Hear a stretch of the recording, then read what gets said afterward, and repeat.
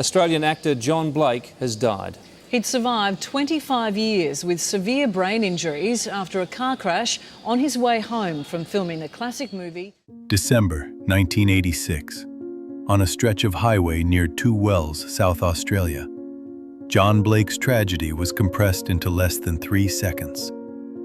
3 empty seconds, so short no one could react, but long enough to wipe out the rest of a rising actor's life.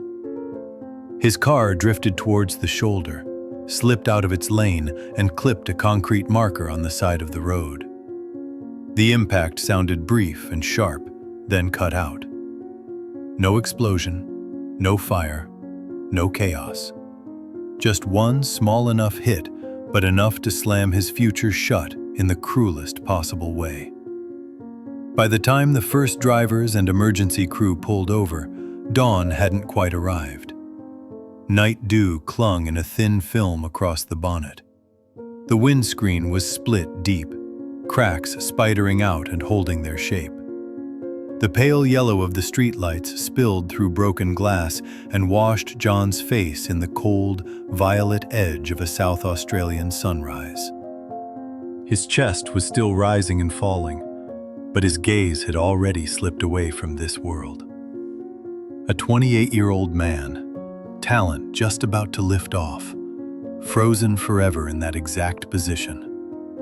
Just a few hours before the crash, Jon Blake had been standing on the set of The Lighthorsemen. His army uniform was dusty, the stitching on his shoulders creased after a full day of shooting.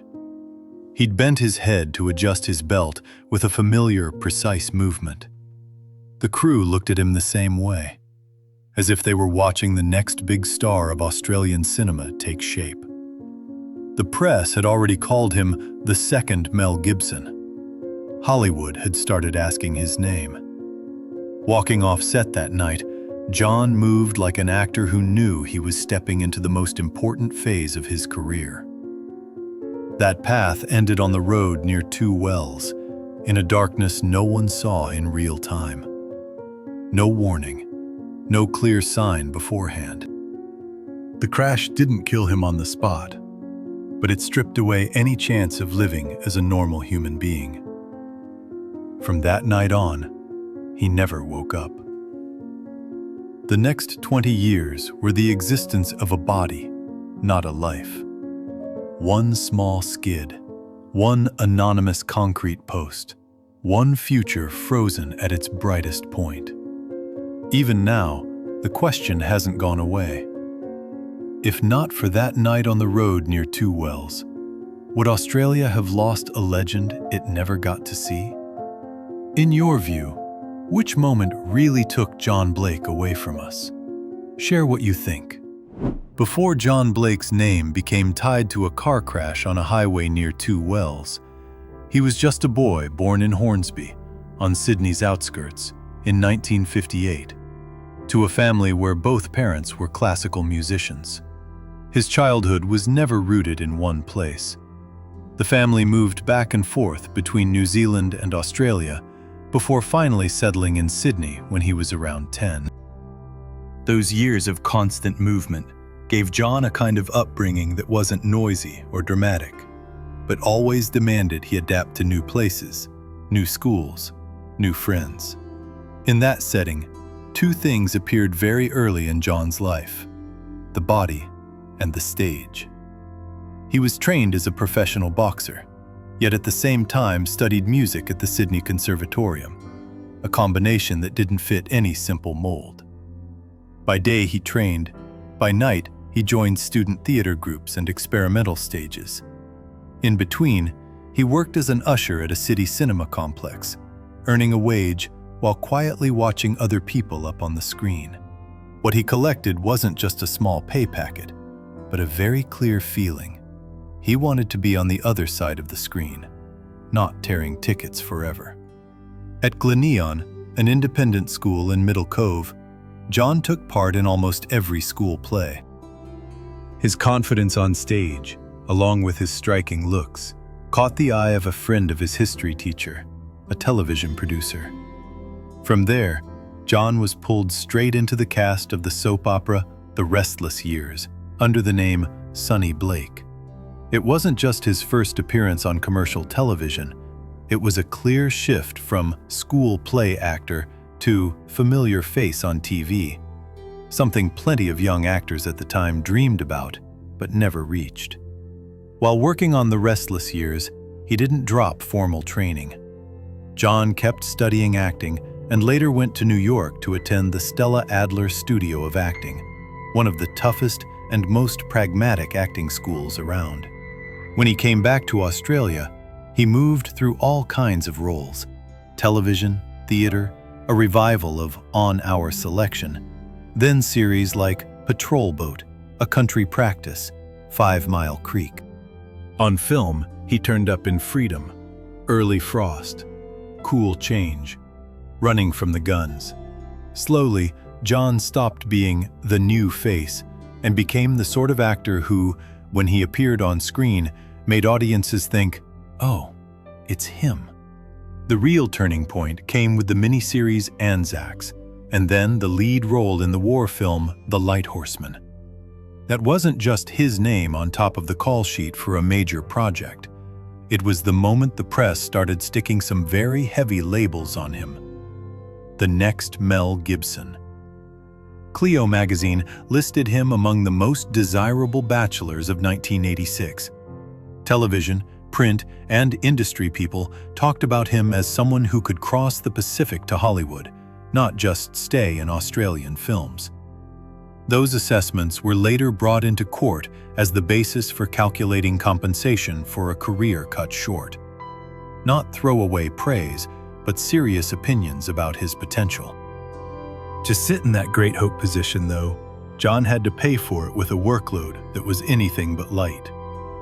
From a long-running soap, to historical miniseries, to a war film shot on location, his schedule was always shoot, study, perform, travel. The Lighthorsemen was filmed in rural and desert South Australia, with long days in the sun, on horseback, in dust, far from the city. The kind of project that demands both physical strength and mental stamina. From the outside, it looked like a neat chain of milestones, roles stacking up, reputation growing, insiders trusting him more and more. On the inside, the work rate was tight as a drawn wire, and the expectation to make the most of every opportunity hung constantly over any young actor in his position. By the end of 1986, Jon was 28. He had a varied film and television resume, and colleagues, directors, and critics rated him highly enough that they were willing, later on, to stand in court and testify about his potential to become an international star. He had a face that could sell tickets, the craft to back it up, the physical discipline of a boxer, and he was standing at a point where the most logical direction was straight up. In the eyes of the public, he was an actor on the rise. To production companies, he was a promising investment. To the Lighthorsemen, he was one of the pillars giving the film a marketable leading man. Looking back over that entire path, from the child of classical musicians, through boxing, music, theater, soap operas, to war films and the label The Next Mel Gibson, the question is, where was the seed of the break that followed? In the speed of the climb, in the weight of expectation on a 28-year-old's shoulders, or simply in the fact that he happened to be on the wrong road on the wrong night? On Jon Blake's way up, where do you think the warning sign was? The one no one wanted to look at properly at the time. That night, Jon Blake left the set and started a drive that, on paper, should have just been a routine trip between a South Australian desert location and the place he was staying. On the 1st of December 1986, the final day of shooting on The Lighthorsemen wrapped. The whole crew was done. Jon was no longer just an actor who might break through. He was the face who'd just carried a major role in a war film the Australian industry was pinning big hopes on. He drove alone along a stretch of highway cutting through dry country, late at night, under thinning pockets of light. On the record, his final event fits into a few brief lines. While driving, he suddenly had to avoid a car coming towards him on the wrong side of the road, with its lights not being used properly. And in the moment he swerved to miss it, Jon's vehicle hit another car parked on the shoulder. The collision happened near desert country, not far from Port Augusta, on a section of road that wasn't considered particularly dangerous. No sharp bends, no steep climbs. What haunts people is the gap between what you could see from the outside and the damage done inside. According to reports at the time, Jon didn't have major visible injuries beyond a few scratches on his face. But the brain trauma was so severe that doctors initially didn't think he'd survive. He slipped into a state sometimes described as being locked in, severely disabled, unable to speak, completely dependent on medical care. Seen through a career lens, it was a final event so brutal it borders on absurd. In the years leading up to it, he'd moved from the soap The Restless Years to the miniseries ANZACS, to features like Freedom and Cool Change, then into a lead role in The Lighthorsemen, a steady progression of the right steps. Many in the industry, directors, critics, producers, later turned up in court willing to testify that he had the ability to reach international star level. The compensation figures that followed were calculated on the probability that he'd become a Hollywood star, not just a local name. But all of those projections were cut off at the point of impact. Not by a scandal he brought on himself, not by a disastrous career choice, but by a traffic situation. A car parked where it shouldn't have been, a swerve in the dark, a margin for error that ran out in a few meters. From an everyday perspective, it was a serious car accident. From the point of view of Australian cinema, it was the fall that stopped one of the few upward trajectories right when the industry needed more faces to push onto the world stage. The first reaction from the press and the public when the news broke was a mix of shock and regret. People had only just started to get used to his face on TV and in the promo runs for ANZACS and The Lighthorsemen, and suddenly they were told something entirely different. He would never act another scene. For many years after, instead of appearing in the new releases or upcoming projects sections, Jon Blake's name mainly turned up in stories about his condition, the compensation case, and the family carrying the weight of caring for him for the rest of his life. If you lay out Jon's final event and really look at it, the unavoidable question is, where did the heaviest blow actually come from? The car parked on the wrong side, the state of the roads and traffic enforcement, the relentless shooting schedule that put him behind the wheel after a long day, or the sheer fragility of a profession where an entire future can hinge on a few seconds on a quiet stretch of highway. In Jon Blake's story, where do you think the greatest share of responsibility for that final event really sits? With the individual? With the system? Or with the thing we so casually call just an accident? After the crash, whatever was left of Jon Blake's active life stopped at the hospital. At first, the doctors didn't believe he'd survive. He slipped into a coma, then into a state the medical files would describe as permanent brain damage, severely disabled, unable to speak, almost locked inside his own body. On the outside, his injuries looked relatively minor, but the damage to his brain was enough to shut down any possibility of walking, acting, looking after himself, or even getting through a full sentence on his own. From the hospital, Jon was moved back to his mother's house in Sydney. For years, that house became his whole world, built around a care system that never really switched off. His mum, mascot, nurses, medical volunteers, people taking turns at his bedside, helping with everything from feeding to cleaning, repositioning his body to ward off complications. He was no longer the man going from set to set, but a bloke in his 30s, lying still, surviving by depending on others for every smallest task. Outside, the films he'd acted in kept being replayed. Inside that house, time slowed down, and Jon was the only one who never left his spot.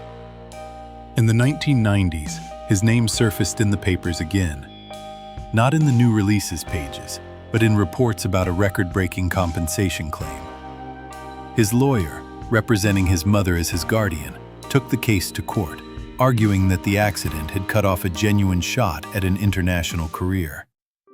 Directors, producers, critics, including some of the biggest names in Australian film, stepped up one by one to testify about Jon's potential, and the court eventually accepted the argument that if not for that crash, he had a meaningful chance of becoming a star in Hollywood. The multi-million-dollar payout was reported as a legal win, but the people closest to him knew one thing very clearly. No amount of money could buy back a single step, a single line of dialogue, or a single day on set. His mother remained his main carer until she passed away in 2007.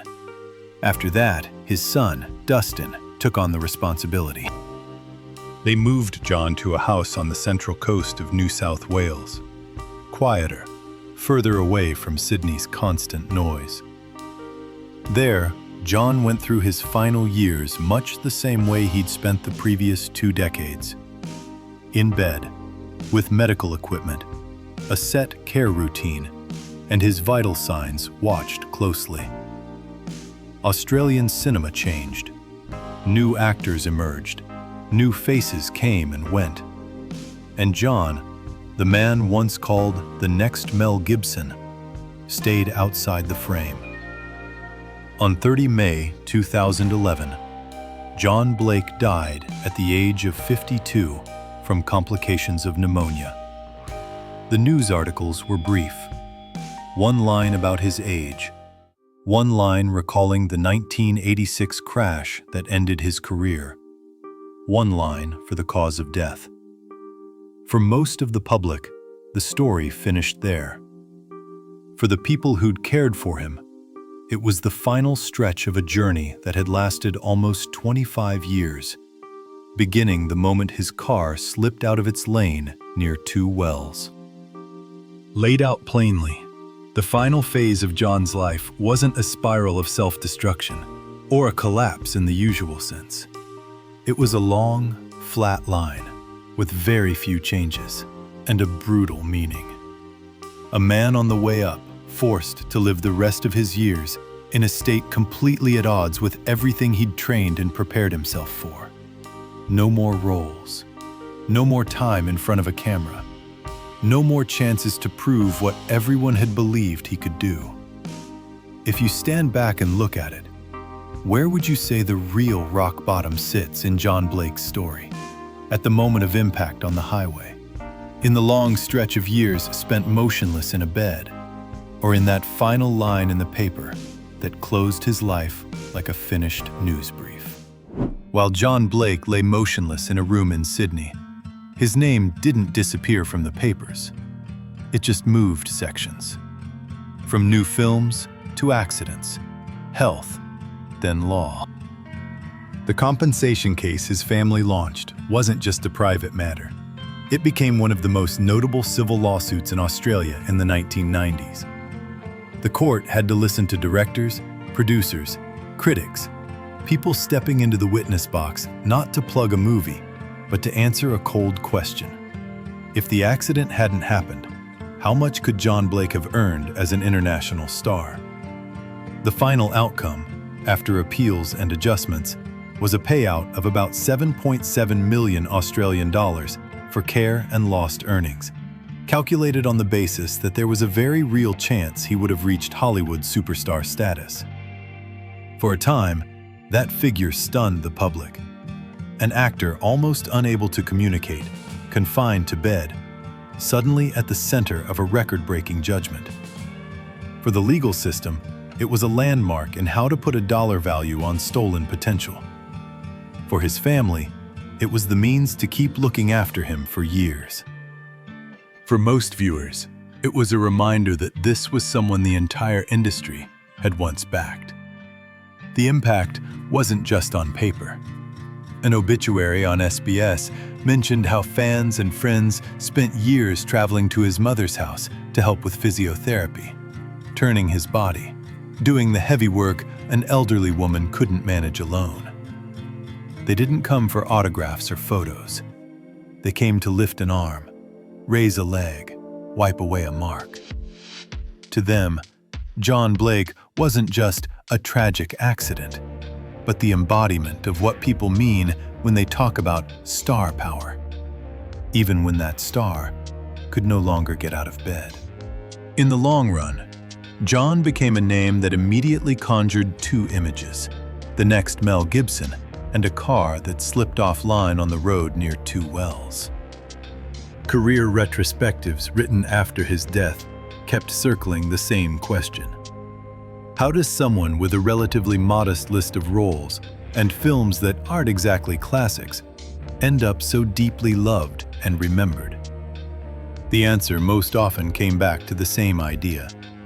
He stood for a talent that had been glimpsed but never fully proven. A future the whole industry believed in, but never got the chance to see confirmed. In Australian film history, Jon Blake doesn't sit alongside the names tied to major awards or record box office numbers. He occupies a different corner, the corner of what-ifs. The cases industry people bring up when they talk about how fragile a career path can be. To lawyers, his case is a textbook example in discussions about compensation for loss of opportunity. To fans, he's the face on an ANZACS or The Lighthorsemen poster they still recognize when the films are rerun late at night. To the people who cared for him, the biggest legacy is a question that never really goes away. Without that night, how different would all of their lives have been? When we go back to that opening image, the dark stretch of highway near two wells, the car drifting out of its lane for a few seconds, the brief, sharp impact, and then silence. It stops being just the scene of a crash.